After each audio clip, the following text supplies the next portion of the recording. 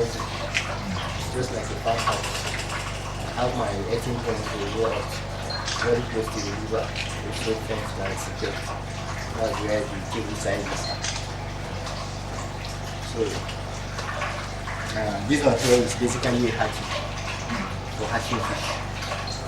So, actually what we do, most of these incidentally today we are going to do some injection. The female broodstock is there, the male broodstock is there. What we actually do is we inject them with hormone, we induce the breeding. Since they naturally breed in their natural environment, but this is a situation where we are bringing them in a confined environment, so we have to induce their breeding. That's what we call artificial spawning, by inducing hormone. Any of the hormone like overclean or according to the body weight of the fish, 0.5 the body weight of the fish. So after you inject the fish and the ovulation takes place, the eggs get ready for stripping immediately 12 to 14 hours depending on the temperature of the environment.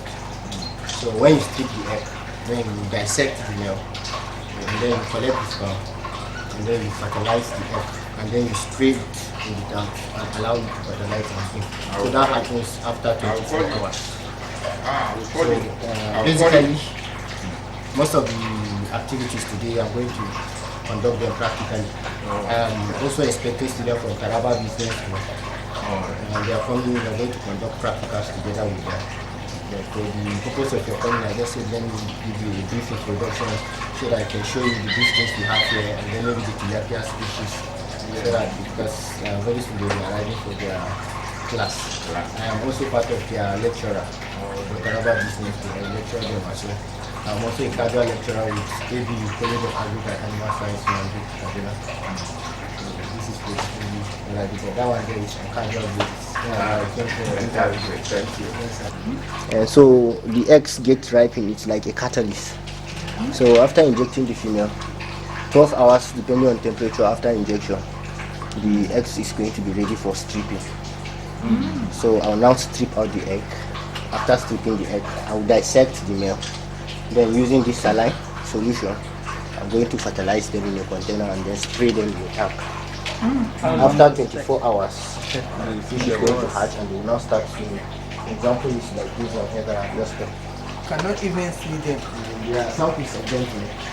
This tiny one. Yes, they are 6 days old. So this is what they feed on. It's called Artemia. Artemia. We have dry shell Artemia and egg-free Artemia.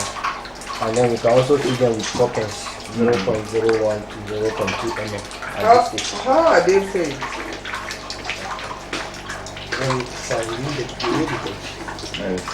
what you want to powder from is very rich in protein, 64% crude protein, because they need more of protein at this particular stage. Then the inlet, you close the inlet so that the regulation of the water will not make the feed to with water. So you can just sprinkle and just spray. You can see them picking it.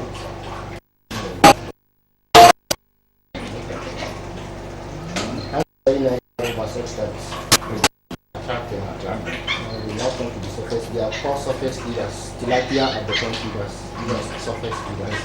These ones will now come to the surface to feed. They now come and pick it up. As you can see them, they are now picking it up. They are all coming up. So these are now in their 6th day. Could they big enough for consumption? Actually, it's going to take them 4 weeks to go into fingerlings level. It will take them 10 weeks. Table size. Table size is 1 kg. 1 kg. And 1 kg is table size.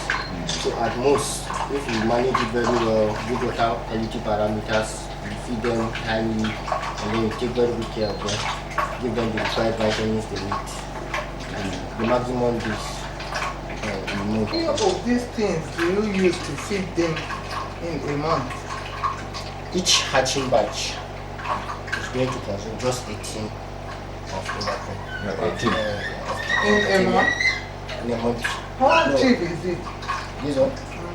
No, this one actually it depends on the number of the fishes. The more the number of the fish, the more more quantity quantity of that the they will feed. return. But your clarias, these are now here, we have clarias here.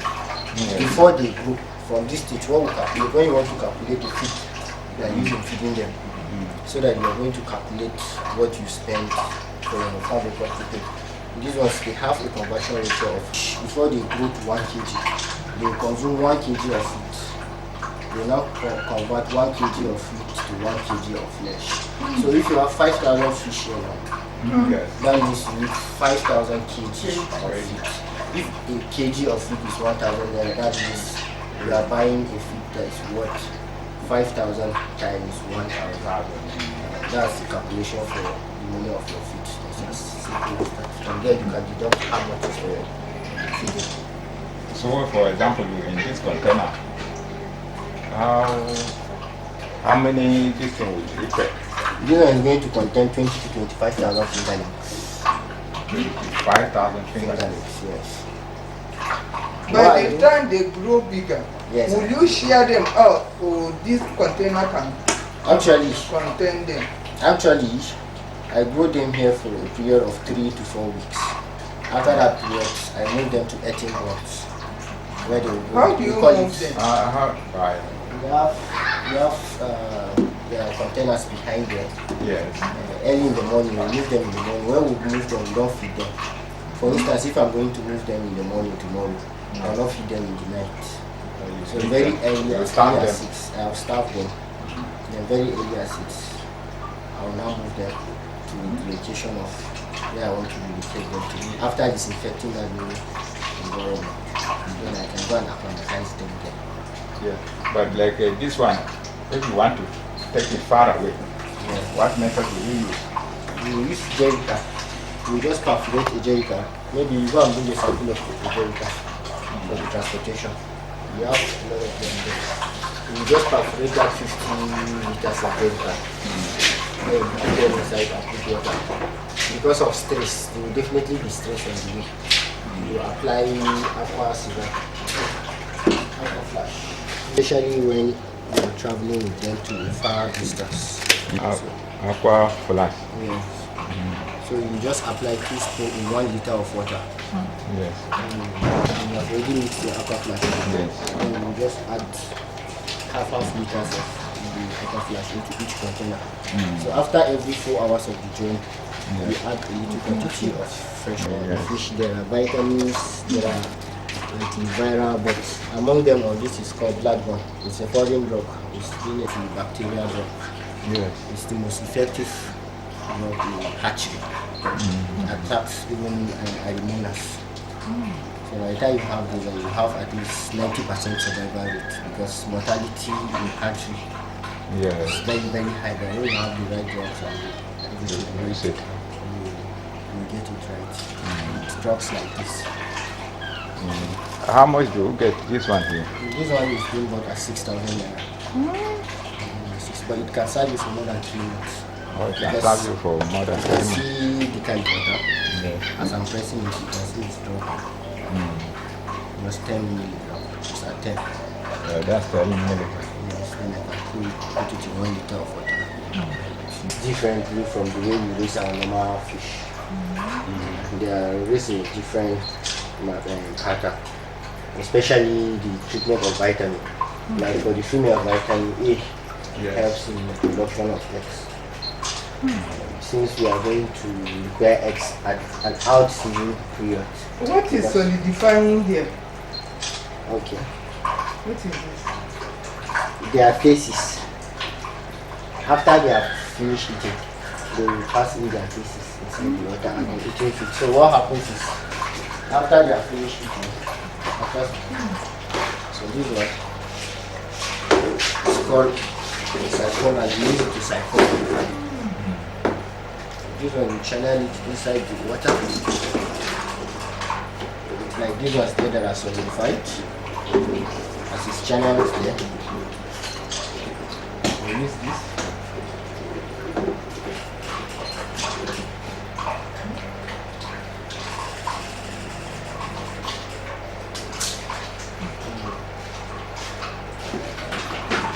They are entering. They are going out into the bucket. outside. Something like that. Put on there.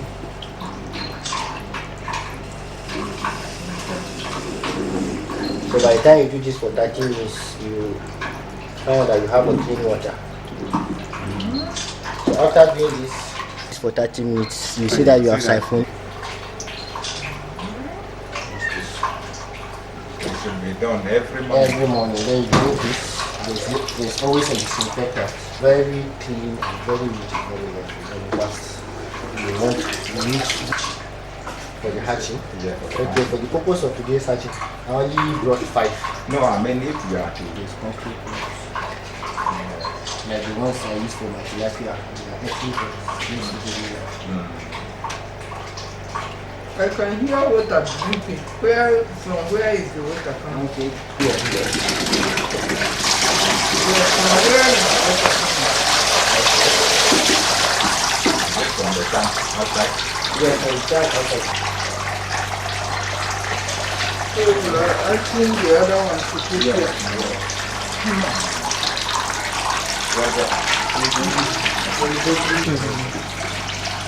Then, now, go on.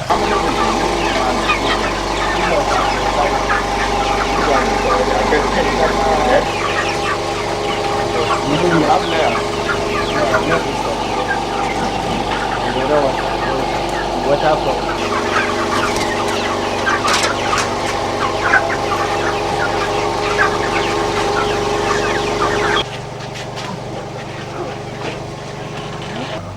Oma, can we know you? Oh, I am Hajia Zuera Talatu Kishime, popularly known as Mazui. I'm from the Civil Service Commission. I'm Commissioner 3. So how we came about coming to this place, it was just yesterday that Mr. Charles came to attend an interview in our place, an employment interview. So we asked him, he graduated and yet it has taken some time.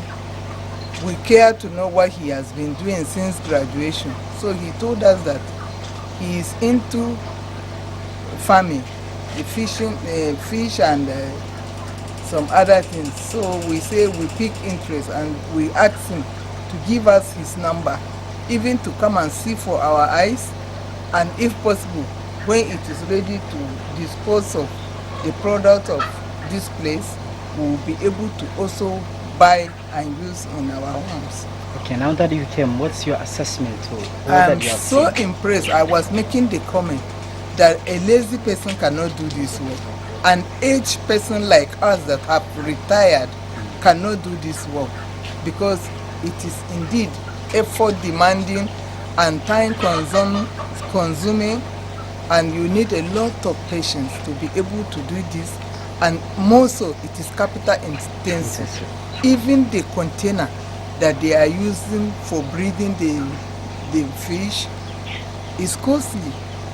Talk less of maybe acquiring a land like this and then trying to put certain things in place. It is not easy. It is capital intensive.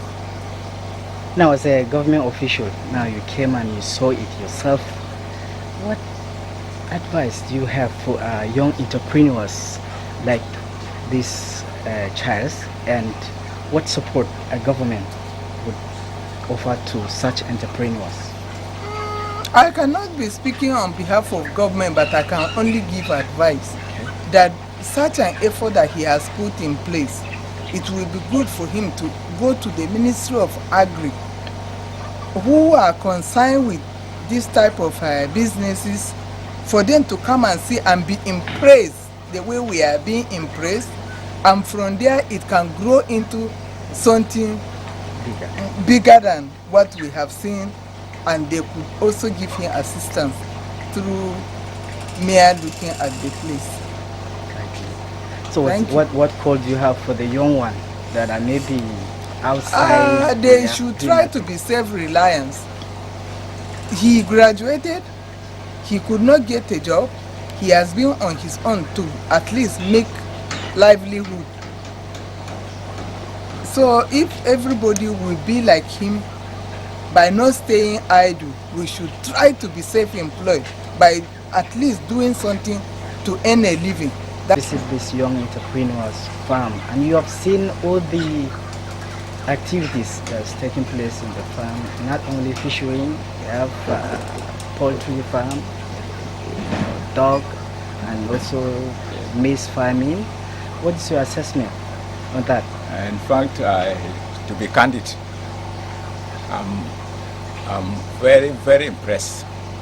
How I wish our young men in Taraba State, let's say since we have 3 senatorial zones, maybe we have 10 in each of the zone, they should do something like this.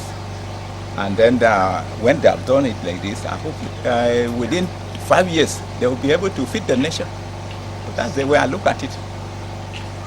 I'm very impressed as I am. If there's a means of helping, coming to assist him, if I have the means, I will do that. And not only to him, but to so many of them who will be willing to go into this business. Though it's tedious from the starting, Yes. but I believe at the end, everybody will just laugh. Okay, Yes. what's your advice to upcoming youth like him, or maybe that living idle? Yes, what I will encourage him is that he should get other youth who are interested in farming. We are not talking of going to farm and then maybe dig the ground and so on, but farming. These are all farming, fish farming. You can go into poultry farming. There are so many ways. You see, if something like this, it can show to 5 or 10 youths, I think 3 will pick up as he's doing. And so, by so doing, he will go a long way. Thank you very much. Thank you. Mr. Johanna Agu. I have Caroline Soji. I have Tingyang Meriga. I have Manasseh Dawon. I also have Mr. Sambo. I also have Mr. Ademola here with us this evening. We are here on a practical class. We have we are undergoing 1 month executive certificate training in business entrepreneurship, and we have chosen your fish pond to use as our practical class. So that's why we're here this evening, so that we can enlighten our students and tell them how, from hatchery to maturity, how they can do or how they can effectively run a fish pond. That's why we're here this evening. Thank you. Thank you. I want to welcome you all. You are welcome to Global Fish Affairs Hatchery Room. This is our hatchery room where we do the practical aspect of fisheries. So a few days back, I think I met most of us in the class online.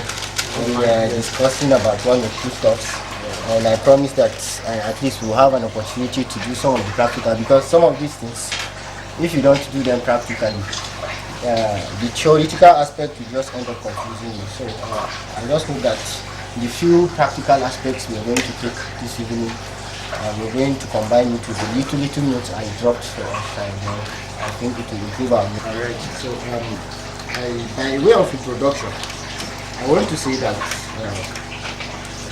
90% of fish farms in Nigeria are not running on profitability because of simple mistakes.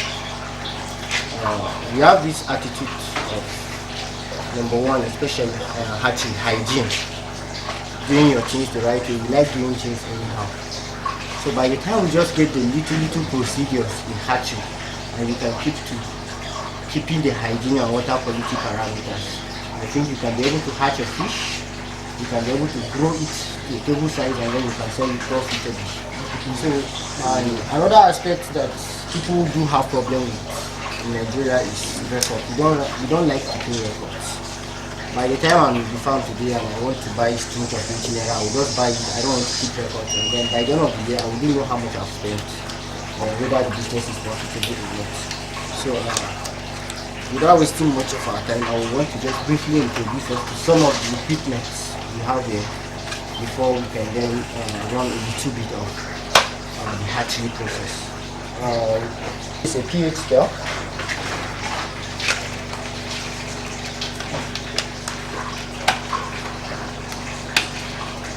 This is a pH scale. It has its reading here.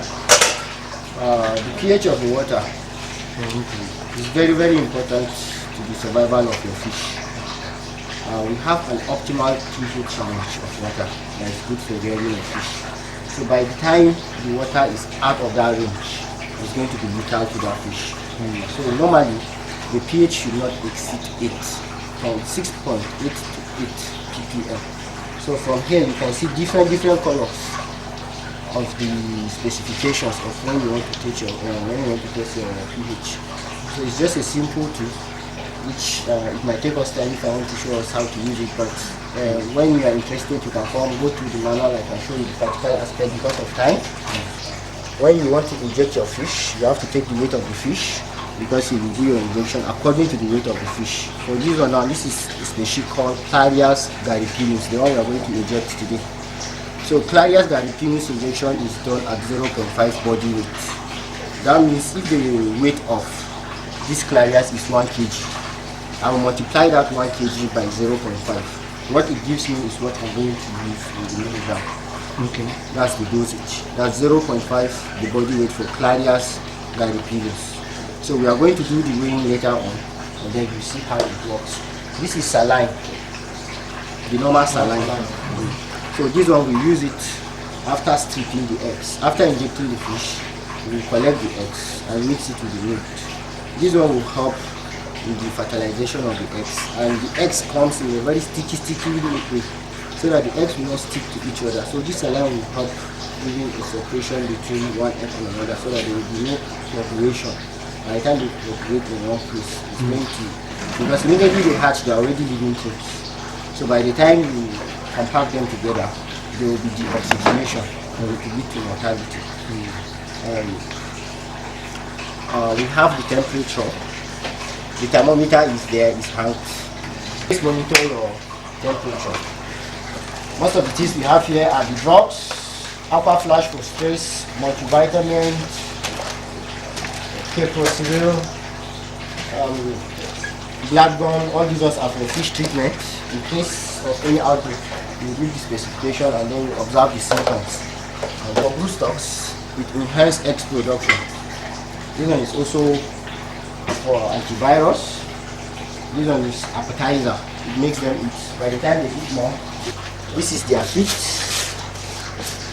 This is called Coppens. There are different companies. There is multi-feed. So this one is just 1 ml. It's 6 ml. You can give this one to jumbo sizes or adult fishes. It's also multi-feed. It's the clean every morning, because you have to keep a hygienic environment. Then you flush there are a lot of fish that are not going to be eaten by the fish. So by the time they are not eating, they will be eating. They use food. So what they use here, moving bubbles. You can see the bubbles. So it's producing oxygen. It's attached to electricity. So this one has 8 points. You can use this for 8 different things. It's called plasma. So by the time you have this like this, there will be no problem of the gas oxygen in the water. You will not have low gas oxygen. Cases is not going to come out of hydrogenital papilla and contaminate the egg. So what happens is 24 hours before hatching, you starve the female so that there will be no, she's going to excrete everything from her system to just be the eggs left. So what we use in the injection is overprime hormone, over tight. But what we do is, if you don't have money to buy overprime, it's very expensive. Like the Jalingo here is 8,500. So it is the active ingredient here is just gonadotropin releasing hormone, and it is contained in the pituitary gland of every fish, both male and female. So by the time you can just cut the head of a fish, of a mature fish that's at least 1 kg and is at least 9 months, you can just extract the pituitary. It is just below, but we already have our hormone for now. Maybe in the future we'll go and learn how to extract it. So what you do when you extract it, you just use this mortar. You just use mortar, get 1 liter of water, and then 0.9 salt, and then you mix it. and then you dissolve the pituitary gland inside, and then you can just use a spoon and then go into the street and then take the weight of the fish and then inject it. But because we already have it, it has already gone through industrialization, we go and we buy it. So when we buy it, we just collect the injection and then we just inject it. But for those in the rural area that they cannot access overproof, they can still use the fish and then extract that hormone that is used to induce the bleeding. So,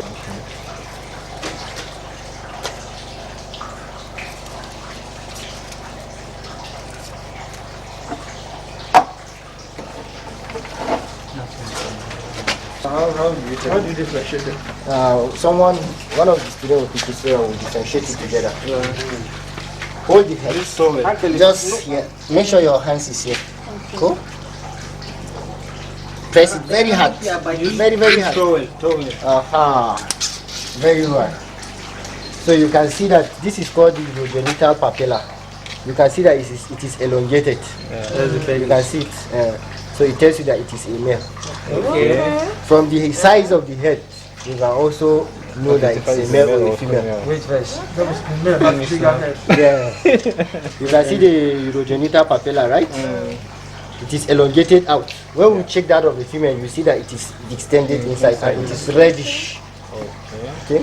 Wow. This please. CS. I'll do a CS with that. And please let it be straight. Straight from here, right? Let it go deep.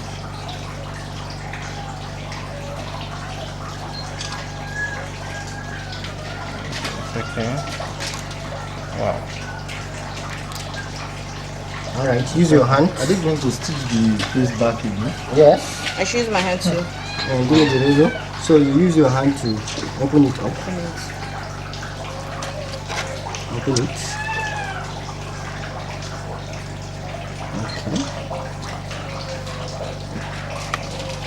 This is the egg, huh? Now, That's the... so this is underneath. You see this whitish stuff. Yeah. That's the meat. So try and extract it neatly without breaking it. Sorry. I won't help you. You said that's the what? That's the milk. That's the sperm. Okay. Okay. You see it. There are This two. one. There are two in number. There's one here and there's another one somewhere. Yeah. So I'm coming. You got to look for it. So just try your best. Extract it neatly. Without Give him so that we can now package it and show it for action. Oh boy. When she collects it, someone will help her cut it. So another student will help her cut it. So that she now keep the sperm here. So when you are doing this, then you have to kill the fish, It's possible to stitch it back. But we don't but have the, you don't have the equipment.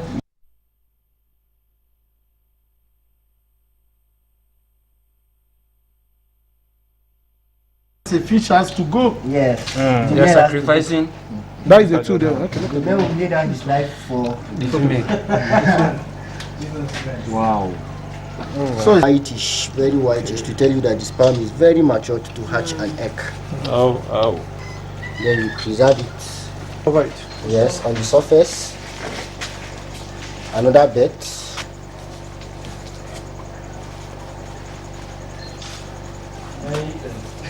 Then give me the cover. Going to hatch your fish. Yes. Always make sure that you have your hand gloves. You disinfect yourself. Disinfect every container that How do you disinfect yourself? Is it only through your hand glue or in other ways, right? Very easy. No, for my it's very deadly. So, like for ladies, it's very harsh on their skin. So this one is just normal table salt. Kitchen salt. You can just fish, just few spoons of it, put it in a bucket of water, just by the door. By the time you're coming in, you can see the slippers. This one is because of class that I just allowed us to, because you are playing, you only have 5 slippers. You leave your slippers outside. By the time you're coming in, you wash your hands with the yes, it's a very good preservative. So by the time you wash your hands, your hair, just partially, and then your shoe, you remove your shoe. You remove your shoe and leave your shoe outside to reduce. Is it only slippers that one can keep inside? Is there any way that is according to, if in a very mighty area using a boot or Yes. but that something does not go outside. For the poultry section, we use boots. We have them outside. This was just for the fishery, but if you want to use pit, you can adopt it. In fact, you can also adopt overrope. They have overrope. One of them that works here, they do have their overrope. When they come for hatching, they come and wear their. It's just for 2 of them, so I cannot tell all of us to. Is it possible in the process when the AC not affect the temperature of the fish? You know, now AC, you set the temperature of your AC. The temperature limit for hatchery is 27 to 32 degrees. If you like set your AC at 32 degrees, 30 degrees, 27 degrees, it should just be stable there. It's a very good, that's the optimal temperature limit, 27, 32 degrees. Anyone that is convenient for you is also convenient for them. Like you can see, I have only 1 fan. So maybe with time I can have 2, 3, 4 additional. 8 kg. Okay, 0.8 That is the weight. What it gives you is going to be the loss. So someone should help us. 0.5. This side or this side to the position of the head. Yeah, you can also get it there.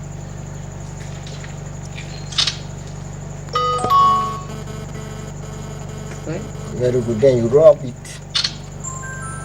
Rub it. No, it's not rubbing. Okay, I should rub it. Wait, the rubbing before. Yeah, my name is Pastor Samson Adebayo, Director of Planning and Strategic Planning of Taraba Business School. What's the purpose of your visit here to this farm? The purpose of our visit is to have practical knowledge of how to grow or how to have a fishery. When you came, what did you discover about the farm entirely? Yeah, we learned a lot of things. We learned on how to hatch a fish. We learned how to inseminate. And we also learned how to grow from infancy